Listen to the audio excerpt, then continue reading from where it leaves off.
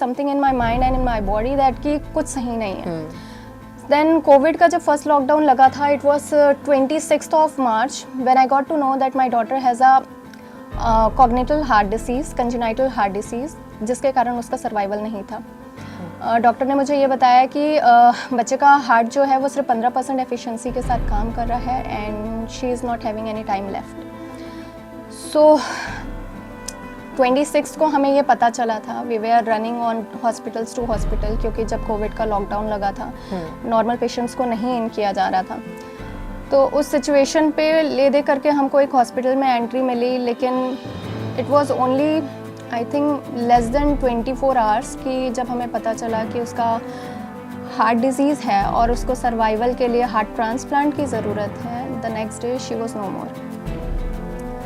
और when I was sitting in front of the ICU all alone, मुझे समझ में नहीं आ रहा था मैं क्या करूं. मेरे हस्बैंड हमेशा मुझसे ये कहा करते थे कि हमेशा पैसे आप लिक्विड में रखिए, but I was a person जिसको हमेशा ये लगता था पैसे अगर हाथ में रहेंगे तो वो खर्च हो जाएंगे और इधर उधर हो जाएंगे. I was all alone in the hospital because it was Covid restriction. Husband was 250 kilometers away, family was almost 80 kilometers away, 80 to 40, I didn't remember that, but nobody was there with me. And I was all alone there thinking अब अगर doctor ने बोला heart transplant के लिए तो मैं पैसे कहाँ से लेकर के आऊँगी. हेलो हाय, रेडियो महारानी से मैं हूँ गीत और आज मेरे साथ मौजूद हैं मनीषा साहू जी, फाउंडर ऑफ उमंग फाउंडेशन. बहुत बहुत स्वागत है. थैंक यू सो मच जी. तो आज इनसे ढेर सारी बातें करेंगे, लेकिन मैं शुरुआत करना चाहूँगी. आपने कंप्यूटर साइंस से इंजीनियरिंग की, कुछ एग्जाम्स को भी क्रैक किया, गवर्नमेंट एग्जाम्स को, लेकिन ये थॉट कहाँ से आया कि आपको एक फाउंडेशन की शुरुआत करनी है? ये ख्याल कैसे आया? एक्चुअली जर्नी छोटी सी नहीं है, काफ़ी लंबी जर्नी है जो कि आई थिंक सो कि मेरे चाइल्डहुड से स्टार्ट हुई है. और coming from a very middle class family, engineering करना वो समथिंग फ्रॉम मेरा चाइल्डहुड, वो ड्रीम था. When I see my relatives कि वो बाहर जॉब कर रहे हैं, कंप्यूटर में पढ़ा हुआ है, तो वो दिमाग में ये ख्याल आता था कि अगर कंप्यूटर पढ़ेंगे तो आगे चल के फॉरेन में जॉब करेंगे. बेसिकली एक वाव मोमेंट था कि मुझे वाइट कॉलर जॉब मिल सकती है आफ्टर कंप्लीटिंग माई इंजीनियरिंग. तो स्कूल पे स्टूडियस थी, पहले तो एवरेज स्टूडेंट रही, लेकिन 10th-12th में फिर काफ़ी अच्छा ग्रो अप किया. लाइक मेरिट में भी आया, स्कूल के डिस्प्ले बोर्ड तक के भी पहुंचने का मौका मिला.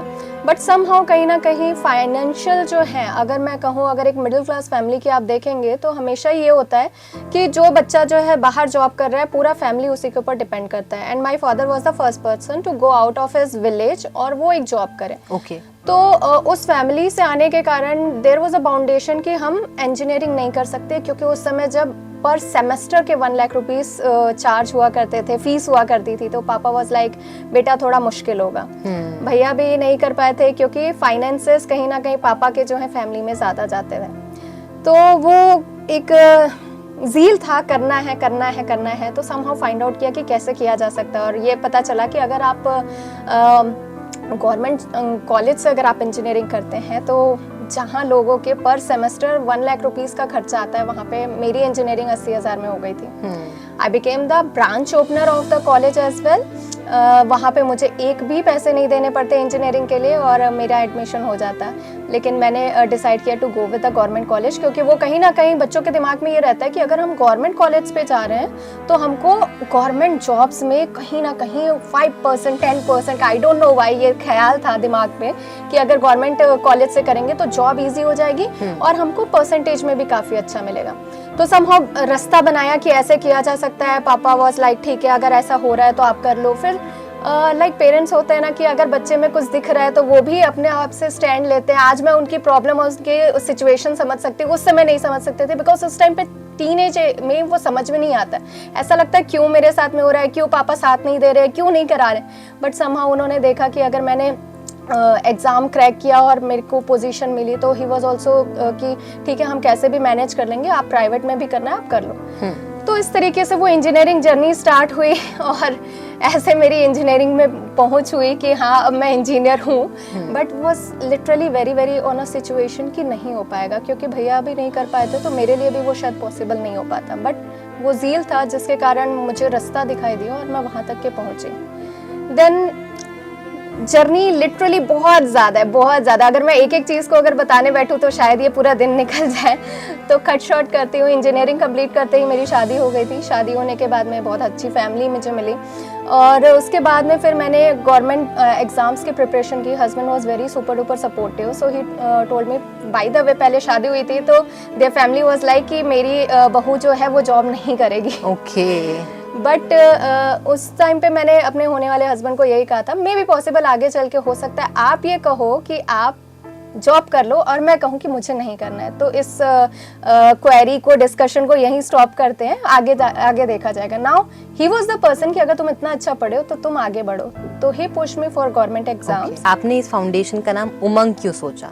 क्या ऐसा था इस उमंग में कि आपने सोचा कि मुझे यही नाम रखना है? एक्चुअली मैं रेडिएशन अवेयरनेस के ऊपर प्रेजेंटेशंस करती थी, तो मेरे सामने एक उम्मीद फाउंडेशन आई, और उम्मीद फाउंडेशन को देख करके मुझे इतना इंस्पिरेशन मिला। उम्मीद फाउंडेशन एक छोटी सी फाउंडेशन है मेरे लोकल एरिया के अंदर पे, और वो बच्चों को गुड टच बैड टच के ऊपर इंस्पायर करते हैं, अवेयर करते हैं। सो वहाँ से मुझे वो उमंग का कंसेप्ट लगा था कि I should grow this thing. Now moving forward, जब मैंने वो क्विट किया था अपना एग्ज़ाम, उस समय मैंने अपने सेकंड चाइल्ड को लेने का डिसीजन बनाया था, और वो इस टर्म्स पे बनाया था कि मुझे अगर मैं वर्क फ्रॉम होम कर लूँ तो it will be balanced out of a situation, कि अगर अर्निंग है is the main important thing. तो I made a website on Google and I thought that कि अगर ये मोनेटाइज होती है तो I pursue with the my second conceive daughter. मेरी वेबसाइट जो थी वो मोनेटाइज हो गई गूगल से जी। और जो कि जिसके लिए लोग इतनी मेहनत करते हैं, सालों साल करते हैं, लेकिन वो मोनेटाइज नहीं होती। बट मेरी वेबसाइट जो थी वो मोनेटाइज हो गई, और फिर मैंने मम्मी को और हस्बैंड को बोला। Mummy was very in a bad temper, क्योंकि उन्होंने 3.5 साल मेरी बड़ी बेटी को दिए थे। लाइक सिर्फ 6 महीने का बच्चा मैंने उनके साथ में गोद में दिया था, और मैं सिर्फ पढ़ाई करती थी, मम्मी मेरे बच्चे को संभालती थी। She was like more like my sister than my daughter. Mummy ने पूरा केयर किया। The only dream of my mother was that कि मेरी बेटी जो है वो कहीं बाबू बन के बैठे। एंड जब वो सपना पूरा होने जा रहा था, तब मैंने अपनी सेकंड प्रेगनेंसी को आगे बढ़ाने का फैसला लिया। तो mummy was in very very bad temper, why did you want to continue this, कि आप जब आपका सपना पूरा होने वाला है आप वहाँ पे रोक करके आगे क्यों बढ़ रहे हो। सो देन प्रेगनेंसी जो थी वो कैरी ऑन हुई। I was blessed with a baby girl after 9 months of time, और जैसे वो 4 महीने की हुई थी उसका हेल्थ जो था वो थोड़ा सही नहीं चल रहा था। तो हम इधर उधर डॉक्टर्स को दिखाते थे। इवन हमने जो पुराने ज़माने पे झाड़ फूक होता है वो भी कराया, दोनों ही चीज़ें पैरेलली कराई। समझ में नहीं आ रहा था क्या हो रहा है। हर एक डॉक्टर के पास में गया, सबने बोला सब कुछ सही है, कुछ भी नहीं है आपके बच्चे को, it is just an colic baby, जो कि हर बच्चे को नेचुरली होता है। But there was something in my mind and in my body that कि कुछ सही नहीं है। देन कोविड का जब फर्स्ट लॉकडाउन लगा था, it was 26th of March when I got to know that my daughter has a congenital heart disease, जिसके कारण उसका सर्वाइवल नहीं था। डॉक्टर ने मुझे ये बताया कि बच्चे का हार्ट जो है वो सिर्फ 15% एफिशिएंसी के साथ काम कर रहा है, and she is not having any time left. So 26 को हमें ये पता चला था। We were are running on hospitals to hospital, क्योंकि जब कोविड का लॉकडाउन लगा था नॉर्मल पेशेंट्स को नहीं इन किया जा रहा था। तो उस सिचुएशन पे ले दे करके हमको एक हॉस्पिटल में एंट्री मिली, लेकिन it was only I think less than 24 hours कि जब हमें पता चला कि उसका हार्ट डिजीज़ है और उसको सर्वाइवल के लिए हार्ट ट्रांसप्लांट की ज़रूरत है। The next day she was no more. मेरे दिमाग में सिर्फ यही चीज़ चल रही थी कि अगर पैसे को लेकर के मेरे बच्चे का इलाज नहीं हो पाएगा तो मैं इस चीज़ के लिए रेडी नहीं हूँ। So in the night I guess 7 o'clock के अराउंड मैंने मिलाप में एक चैरिटी का पेज बनाया, क्राउड फंडिंग का, और विद इन 20 minutes 50,000 का डोनेशन आया। ओवरनाइट 1,07,000 का अमाउंट जो है वो आ चुका था, लेकिन सैडली उसमें से एक भी रुपये यूज़ करने के लिए मेरी बेटी नहीं रही। उस दिन मुझे समझ में आया कि पैसे की क्या वैल्यू होती है, और उस चीज़ से मुझे लाइफ की बहुत इम्पॉर्टेंट लर्निंग मिली। 3 इम्पॉर्टेंट लर्निंग्स मैं आप लोगों के साथ शेयर करना चाहूँगी जी, कि लाइफ में पैसा इज़ वेरी वेरी इम्पॉर्टेंट। आप चाहे कैसे भी सिचुएशन पर हो, चाहे वो सुख हो चाहे वो दुख हो, आपको पैसे चाहिए, कोई भी उस समय आपको पैसे देने नहीं आएगा। Second most important thing which I got to learn from my life incidents was that कि आप किसी भी सिचुएशन में आपके पेट को भूख लगेगी, आपको खाना खाना पड़ेगा। Then the third most important thing I think so कि जिसके कारण मेरी बेटी मेरे पास आई थी, I would never have been able to face the death in my life. और उससे मुझे ये समझ में आया कि human body is just a machine, if it is been plugged out आप उसको रिवाइव नहीं कर सकते। एक चीज़ समझ में आई, मोबाइल एडिक्शन, रेडिएशन का जब मैंने प्रेजेंटेशन देखा, मेरे दिमाग के चारों खाने चित हो गए कि ये क्या हमने अपने लाइफ में किया है। मेरी बेटी को हम कंटिन्यूअसली मोबाइल दिखाया करते थे, बिना मोबाइल दिखाए खाना नहीं खिलाते थे। मैं हर वक्त मोबाइल पकड़ती थी क्योंकि न्यूक्लियर फैमिली के होने के कारण कोई हमारे पास होता नहीं था टू शेयर एनीथिंग और to get the guidance from anybody. So that mobile was the friendly person जिससे हम सारी चीज़ें जो हैं वो शेयर कर सकते हैं, गाइडेंस ले सकते हैं। बट जब मैंने प्रेजेंटेशन देखा तो मेरे दिमाग के सारे तार हिल गए कि शायद हमने खुद से अपने अंदर ये गलती की, क्योंकि रेडिएशन के कारण पे बच्चों में hyper activity, stress, anxiety, respond नहीं करना, कॉन्सेंट्रेट नहीं कर पाना, देन चाइल्ड बर्थ डिफेक्ट जो है वो भी रेडिएशन के कारण पे होता है। तो जब मेरा खाना पीना सब कुछ सही था तो आई कॉन्कर्ड कि this is what the thing that may have done this. I don't know and I can't say with guarantee that कि इसी के कारण हुआ, but there was a thing कि इसके कारण भी ये चीज़ हो सकती है। चीज़ मुझे मिली उमंग, वो आई मेरे उम्मीद से।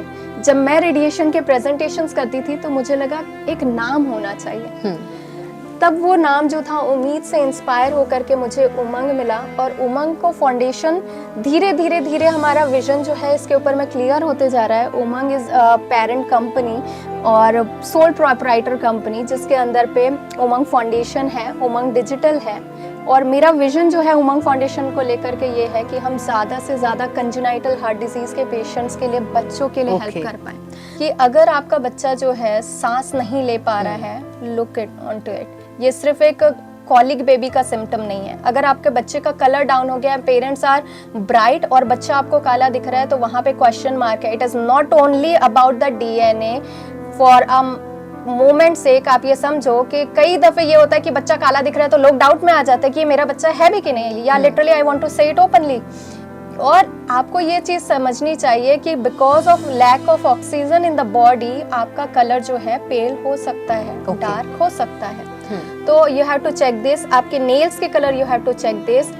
बच्चा अगर ठीक से फीडिंग नहीं ले पा रहा है मदर का, वॉमिट कर रहा है, तो there is a very very cross sign. आपको इसको डॉक्टर के साथ कंसल्ट करना चाहिए। And I am literally feeling blessed because on this day I am doing this, recording this, और ये जब भी ऑन एयर जाएगा कि ये सभी लोग इस चीज़ को सुनेंगे और अवेयर होंगे कि ये नॉर्मल बात नहीं है अगर आपका बच्चा रो रहा है बार बार। ये नॉर्मल बात नहीं है कि अगर आपका बच्चा लंबी लंबी सांसें ले रहा है या नहीं ले पा रहा है। ये नॉर्मल बात नहीं है कि आपके बच्चे के चेस्ट के एरिया के नीचे पे अगर आपको बहुत ज़्यादा डीप डाउन दिख रहा है जब वो सांस ले रहा है, तो आपको डॉक्टर से कंसल्ट करना चाहिए।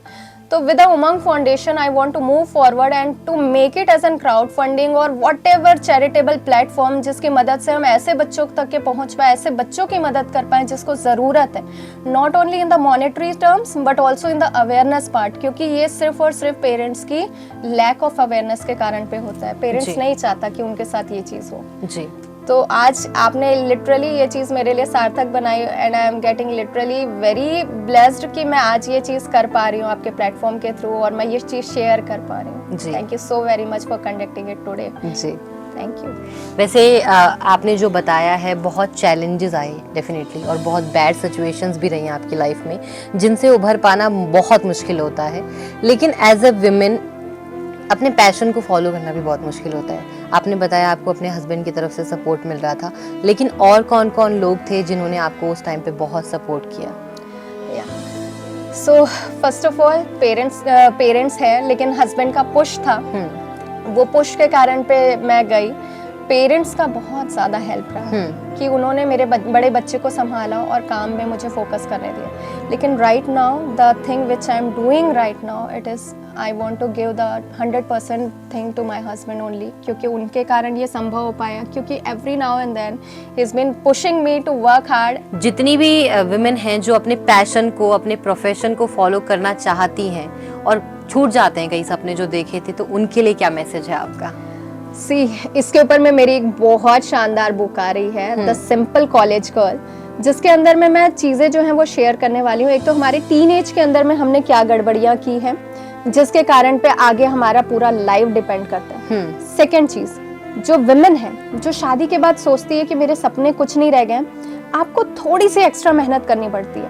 लाइक अगर मैं बात करूँ कि जैसा मैंने आपको बताया, मेरी शादी के टाइम पे मेरे इन लॉज जो थे उनका ये था कि मेरी बहू काम नहीं करेगी, बट आपने अपने आप को प्रूव करना है। अगर आपके अंदर पोटेंशियल है, ज़ील है कि I want to work, I want to prove, not because कि किसी को आपको नीचा दिखाना है, बट आपको अपने आप में ऊपर उठना है जी। तब ये सारी चीजें संभव हो पाती है। तो विमेंस के लिए मैं स्पेशली कहना चाहूंगी, आपके अंदर अगर वो ज़ील है कुछ करने का, not only about the monetary terms but about कि आप कैसे ग्रो कर सकते हैं अपने लाइफ में, मार्क माई वर्ड्स, यूनिवर्स आपके लिए खुद ब खुद रास्ते बनाएगा। आपको अपने आप से 100% हार्ड वर्क करना है। नेवर एवर क्विट, रास्ते हमेशा बनते जाएंगे। अगर आपने मेरी जर्नी देखी है, सुनी है, तो आप इस जर्नी से समझ सकते हैं कि engineering was not possible, then coming on the network marketing was not in the scene, then going back again on the technical part on the computer science stream was literally not in a scene, but ये universe जो है ना आपके लिए रास्ते बनाता चलता है। आपको अपने आप में बिलीव करना होगा, तब जाकर के आप जो है आगे कुछ कर पाओगे। लास्टली अगर आपको जानना है कि ये चीजें हम कैसे करते हैं, तो you can also visit in our website, that is www.umangfoundation.co.in. Also, if you insist, I can share the number as well if anybody wants to. Okay, if you want to directly contact with Umang Foundation regarding congenital heart disease or any kind of Facebook Insta ads or any kind of digital solution, so you can just ring in this number 8839136273. More over आपको website के अंदर पे 1-on-1 consultation की link भी मिल जाएगी, आप वहां से भी कर सकते हैं।